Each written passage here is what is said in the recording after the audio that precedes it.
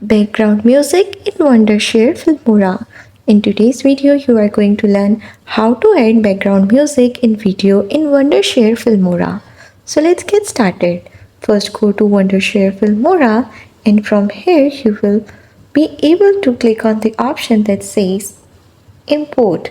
Now by clicking this add option, from here you will add the video clip you wanted to.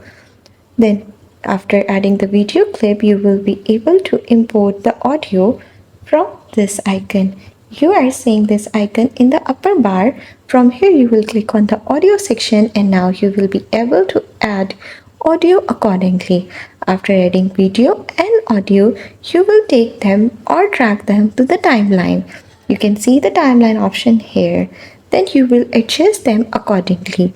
That's all. That's how you will be able to add background music in video in Wondershare Filmora. That's all. Thanks for watching. Don't forget to like and subscribe.